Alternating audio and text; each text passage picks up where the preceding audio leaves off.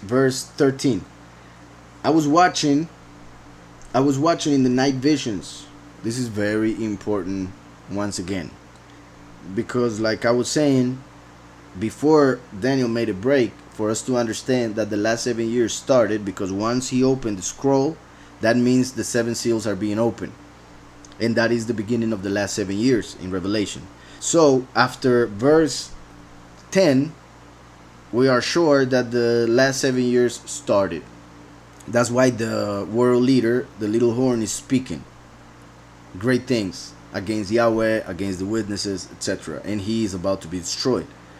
So going back to the vision that he was having, he says, I was watching in the night visions, and behold, one like the Son of Man. That is amazing, because it's just like, for instance, John says in Revelation 14. If we go to Revelation 14, when the harvest starts to happen, it says, verse 14 of Revelation 14, then I looked, and behold, a white cloud. This is John speaking, who was one of the disciples, so he knew Yahushua in person. Looked, and behold, a white cloud, and on the cloud sat one like the Son of Man. Exactly the same words. One like the Son of Man in Daniel 13. So in Daniel, one could say that is Mashiach. And well, it is Mashiach, but one could say it is Yahushua, the first manifestation. However, we just saw in the previous verses that the Ancient of Days sat down, and then the judge. So that's Mashiach the first already there, sitting, opening the scroll, as we confirm by Revelation, the book of Revelation, and the revelation of the Ruach. So he cannot be speaking of Mashiach the first, because the first already sat down. When it comes to John seeing in Revelation one like the Son of Man, it is interesting because he knew Yahushua. So if he was seeing Yahushua, he would have said, and I saw Yahushua. But he doesn't say that. He says that he saw somebody like the Son of Man, because he's the last who is a Son of Man, who is the second manifestation of Yahushua. Therefore, he's not exactly him, but he's like him. That's why he is like a Son of Man, like the Son of Man, because he's the last, he's the second manifestation. And Yahushua talks of the Son of Man in the third person. So he talks about the second coming in the third person, talking of the Son of Man. When the Son of Man comes, and the Son of Man will be rejected by this generation, and the Son of Man this, the Son of Man that. He was talking in third person because he's humble, because he had to hide the fact that he is the first manifestation of, and because he was also talking prophetically of the second manifestation, the last. So one could say here in Daniel, this is Yahushua. Yet Yahushua already sat down in verse 10, first of all. Second, the scrolls were already open, and the scrolls are opened by Yahushua himself, according to Revelation. So how could it be the same? Then we see in Revelation that John sees something very similar. One like the Son of Man, and John knew Yahushua, so the Son of Man is not exactly Yahushua. That's the second coming. There are many verses that prove this. Just trying to keep it short. So, another point. I was watching in the night visions, and behold, one like the Son of Man, coming with the clouds of heaven. Same thing as in the harvest of Revelation 14. I saw, then I looked, and behold, a white cloud, and on the cloud sat one like the Son of Man, having on his head a golden crown, and in his hand a sharp sickle. So Daniel sees, behold, one like the Son of Man, coming with the clouds of heaven. Same. Yet in this case, in Daniel, even though he's talking about the same person, he's talking about a time close to the harvest. Well, close meaning like 5 days. Because if we go to Revelation 12,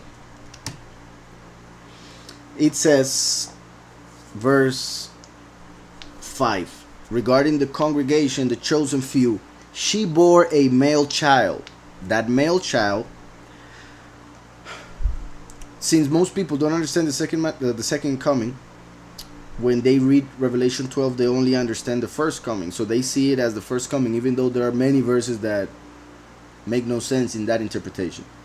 So In verse 12, they see a virgin, which is the congregation, which was represented by the virgin Miriam, who gave literal birth to Yahushua.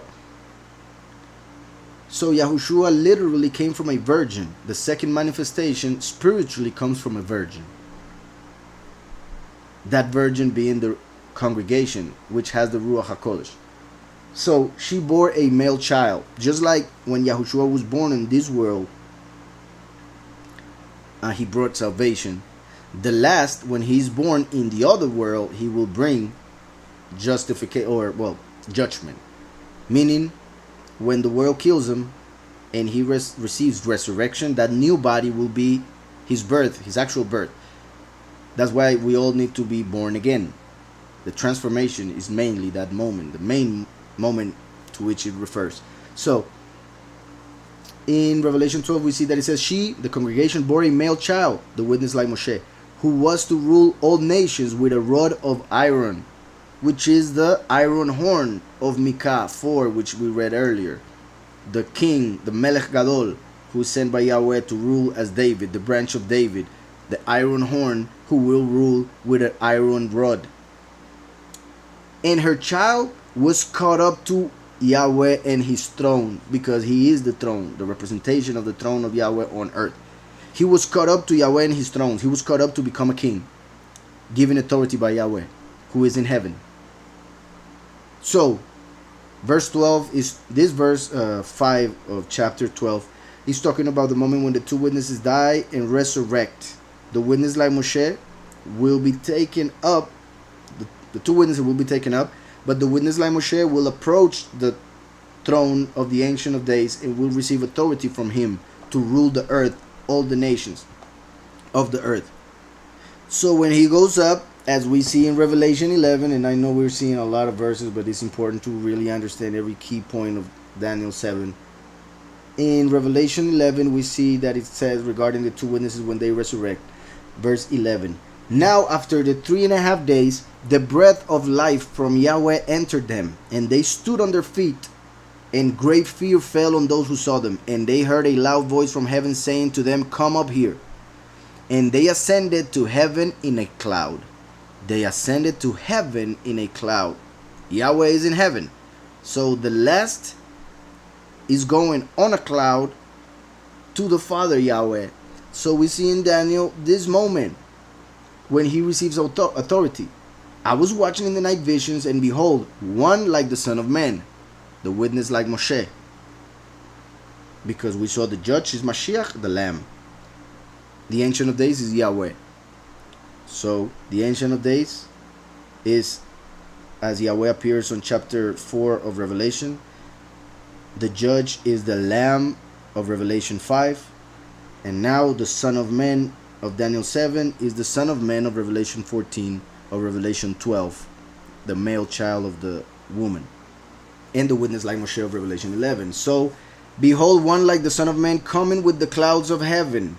He came to the Ancient of Days. He came to the Ancient of Days. In Revelation 12 it says, and her child was caught up to Yahweh. To Yahweh. So he goes to Yahweh. He came to the Ancient of Days. And they brought him near before him. Then to him was given dominion and honor and a kingdom.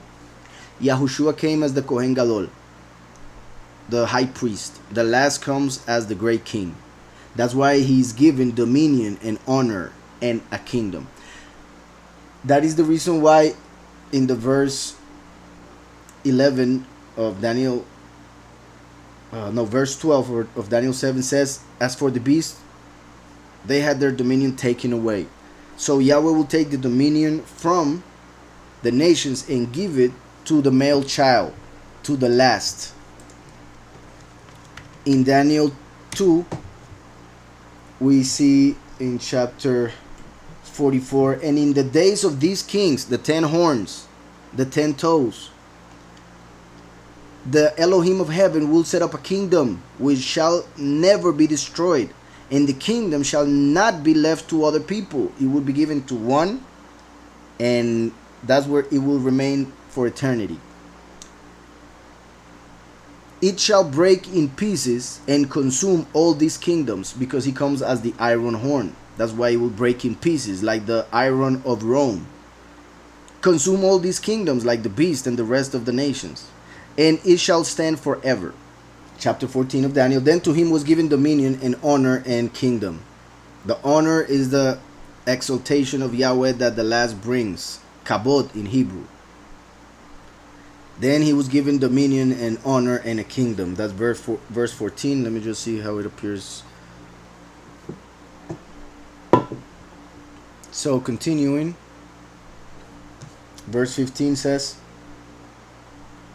well, I don't know if I finished the 14. Then to him was given dominion and honor and a kingdom, that all peoples, nations, and languages should serve him. What we saw in Daniel 2 and all a bunch of parts in scriptures. His dominion is an everlasting dominion. We just read it in Daniel 2. Which shall not pass away. And his kingdom, the one which shall not be destroyed. His kingdom will not be destroyed, which is the kingdom mentioned in Daniel 2. Given to somebody that comes at the end of times. Which is important to understand that Yahushua came as the Kohen Gadol to bring the priesthood according to Melchizedek. That's what Yahushua brought, so that the last could come as Melchizedek and take over the kingdom through the power that Yahushua gives us, authority over all nations, all entities, all authorities, all principalities. Also important or interesting regarding these verses, chapter 2 verse 27. Here's Yahweh speaking through Mashiach, or well, Yahweh gave the revelation of the apocalypse, the revelation to Mashiach. Mashiach sent it through his Malach, which is the second coming, and he spoke all words to Yahuchanan, so he would write them and we would have them in paper. So in Revelation 2 is pretty much Yahweh and Yahushua speaking to Yahuchanan and promising something to the last, the second manifestation of Yahweh on earth.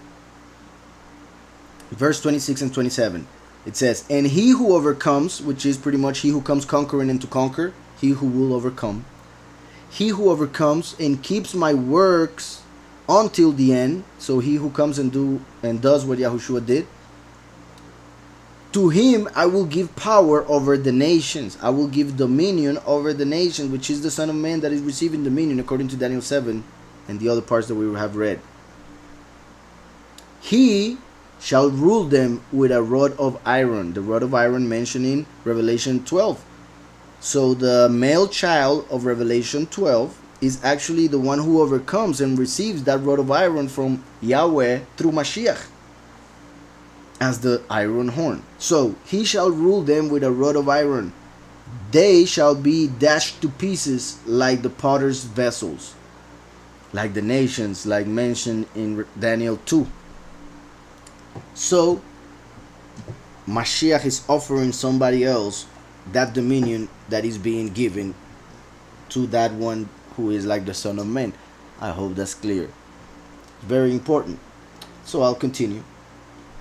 So I was watching in the night visions, and behold, one like the Son of Man coming with the clouds of heaven. He came. I already read all of that.